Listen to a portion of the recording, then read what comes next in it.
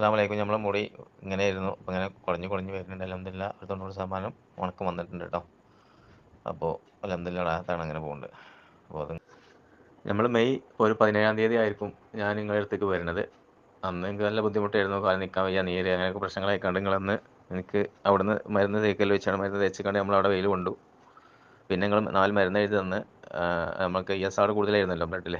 അപ്പോൾ ESR ലെവലാകാൻ വേണ്ടിയിട്ടുള്ള മരുന്നുകളൊക്കെ നിങ്ങൾ തന്നു. നിങ്ങൾ പറഞ്ഞ പഥ്യം നമ്മൾ നല്ലോണം ക്ലിയറാക്കി കൊണ്ടുവരുന്നു. അപ്പോൾ പെട്ടെന്ന് മാറ്റങ്ങൾ സംഭവിച്ചു പോയിരുന്നത്.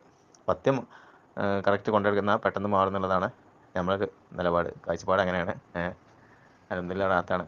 ഇപ്പോൾ എനിക്ക് കറക്റ്റ് പറയുകയാണെങ്കിൽ ഇപ്പോൾ ഏകദേശം ഒരു 8-9 കൊല്ലമായി ഇത് തുടങ്ങിയിട്ട്. അങ്ങനെ ഞാൻ ഒരുപാട് കാലത്ത് കൊണ്ടുവരുന്ന വെരിക്കോസായിരുന്നു. ബ്ലഡ് പൊട്ടി, നരമ്പ് പൊട്ടിക്കാണ് ബ്ലഡ് പോകണ. അതോടനുബന്ധിച്ച് പഥ്യം നമ്മൾ ഈ ഭക്ഷണ രീതി മുന്നോട്ട് പോയപ്പോൾ ഒരുപാട് വെയിറ്റൊക്കെ കുറഞ്ഞ് അൽഹംദുലില്ലാ ശരീരത്തിന് നല്ല സുഖമായിരുന്നു. പിന്നെ ഇപ്പോൾ പഥ്യം തെറ്റിയാൽ പിന്നെ നിവർത്തിയില്ലല്ലോ. പഥ്യം മര്യാദ കൊണ്ടു കൊടുക്കുന്ന ആളുകൾക്ക് നല്ല സുഖമായിരിക്കും. അങ്ങനെ നമ്മളെ കാഴ്ചപ്പാട്. അൽഹംദുലില്ലാ അങ്ങനെ പോകുന്നുണ്ട്. ഏതായാലും സുഖമാണ്. അത് ഇതിന് മുഖ്യമായിട്ട് ഞാൻ കണക്കൂട്ടുന്നത് എൻ്റെ ഒരു അനുഭവം വെച്ചിട്ട് അത് ഭക്ഷണം ആ പഥ്യത്തിൽ പോവുകയാണെങ്കിൽ അൽഹംദുലില്ലാ നമുക്ക് പ്രഷറും ഷുഗറും കൊളസ്ട്രോളൊന്നും ഉണ്ടാവില്ല.